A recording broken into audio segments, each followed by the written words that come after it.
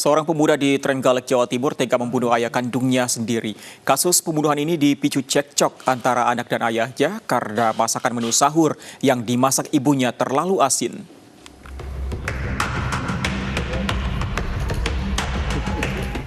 Warga Dusun Nanggungan, Desa Kertosono, Panggul, Trenggalek, Jawa Timur dikagetkan dengan pembunuhan ayah oleh anaknya sendiri.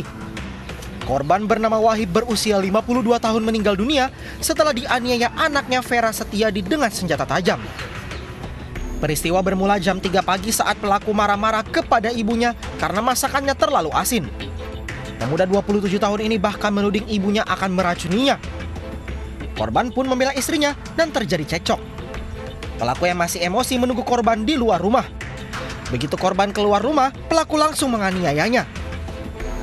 Korban langsung tersungkur dengan luka senjata tajam di kepalanya. Salah seorang tetangga yang berusaha melerai dipukul pelaku dan kabur menyelamatkan diri. Hari ini dua orang satu rumah berbuka puasa bersama, kemudian ada perselisihan, kemudian cekcok. Kemudian tidak menanya-nanya langsung menyambar dengan pisau, sehingga bapaknya dipukul hingga meninggal dunia. Usai membunuh ayahnya, pelaku bersembunyi di dalam rumah. Kini pelaku telah ditangkap Satreskrim Polres Trenggalek untuk diperiksa. Dari Trenggalek, Jawa Timur, Anang Agus Faisal.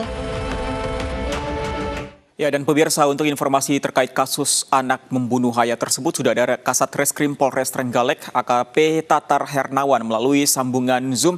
Selamat sore Pak Tatar, benarkah penyebab anak membunuh sang ayah tersebut hanya karena masakan sahur yang terlalu asin dari ibunya?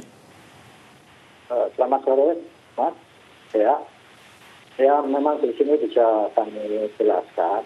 Memang salah satunya itu disebabkan oleh karena makanan yang sudah disiapkan ibunya. Tapi setelah kita lakukan pemeriksaan, ada penyebab lain, dia merasa selama ini dikucilkan gitu oleh orang tuanya.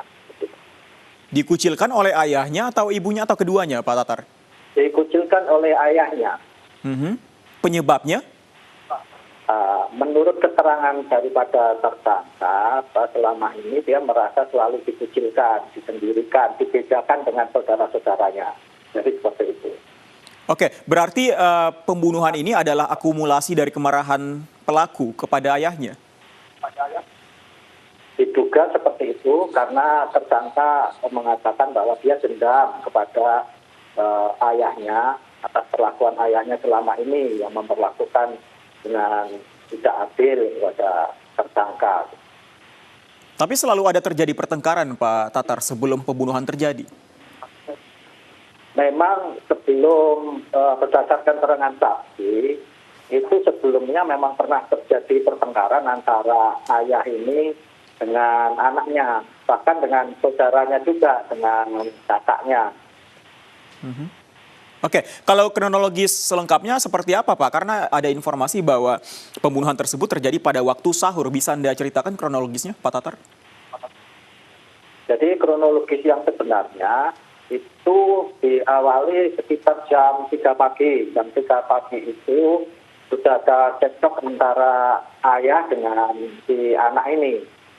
Bermula itu dari makanan itu sendiri, kemudian dengan anaknya merasa tidak terima atas perlakuan ayahnya, kemudian anaknya keluar rumah,